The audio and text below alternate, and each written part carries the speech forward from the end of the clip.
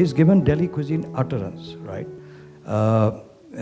He creates lots of cacophony about Punjabi food, but he's married to a Punjabi, so I salvage some of that pride. But please, it's a very important thing. I think we all need to understand. Where did this happen and why did this happen? I've got a mic, Gautam, yeah. I look at the audience, seems very bad for talk, not sharing it to you. I was not supposed to do this. I don't know why I'm doing this. I came to watch Gautam.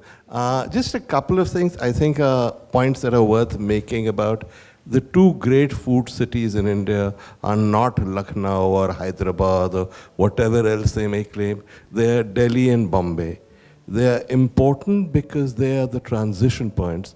The only reason any of you know what a dosa is or know what a idli is because people from Karnataka, from Udupi, set up restaurants in Bombay, and all these South Indian dishes travel to the rest of India from Bombay. Similarly, I think many of the dishes that we associate with Indian food were invented or at least transited through Delhi and therefore reached fame.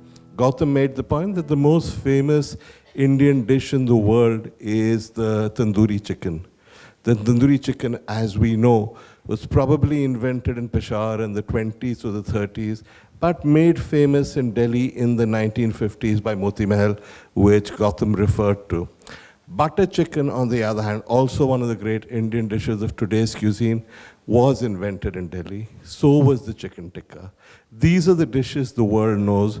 Delhi never ever gets the credit for them, mainly because of people like Gautam who create restaurants like Bukhara based on Delhi food and pretend they're Northwest Frontier and dress waiters up in ridiculous outfits, yeah?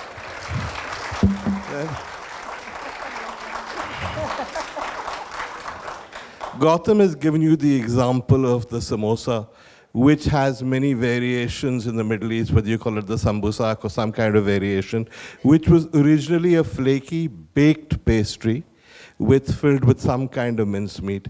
It's in Delhi, as Gautam has correctly said. It actually, and that's the other thing about Delhi, the secular nature of the food. This was the dish brought to India by people from the Middle East and Central Asia who were not Hindus.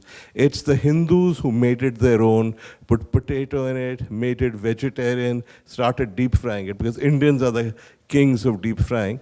And we created the samosa that's gone all around the world, and that's Delhi too. It never ever gets the recognition. There's a huge controversy about how chaat started, and there are all kinds of stories about emperors asking hakims and all that, which I think are slightly dodgy. So let's not go into that. But it's pretty clear that there's an ancient chaat tradition in Delhi, which went to Lucknow, which went all over. Guys from UP and from Bihar went to Calcutta and created what we call Calcutta chaat, things like puchkas. People from UP who went to Bombay created the Bombay street food tradition, which eventually led to the creation of Bhel Puri, one of the most famous dishes of Indian street food anywhere. Again, I don't want to get into the big controversy about the origins of biryani, except to say that nearly every theory I've read about a foreign origin of biryani is bakwas. Most of them are based on sort of linguistic evidence that, birinj is a Persian word and therefore it came from Iran, etc. Well, if it came from Iran, why is there no rice dish called biryani in Iran? Why do you never find it around there? Persian was the court language of the Mughals, so it's perfectly reasonable for a Persian name to have invented in Delhi. Gautam, I think, inclines to the view that biryani is a Delhi dish.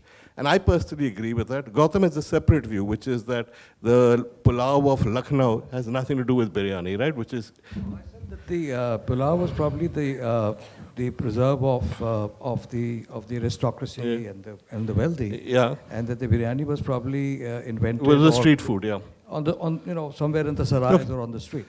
Fair enough. So, but we also agree that the Nizamul Mulk, who came from the Mughal Empire originally, took biryani to Hyderabad. So I think it's a pretty good case for saying that biryani was also invented in Delhi.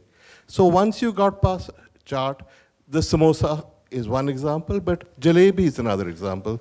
This is again a Middle Eastern dish from Turkey, Iran, various countries, comes to Delhi and is Indianized into what we call the jalebi. So the role of Delhi as a transit point, as a city that takes influences from all over the world. I'm sure the origin of the biryani had something to do with pulao, which came from Central Asia, transforms them, gives them an Indian character, is probably the most distinguishing and important character of Delhi cuisine. It's this cuisine that's gone around the world calling itself Indian cuisine. And yet, as Gautam points out, Delhi never ever gets the credit it deserves.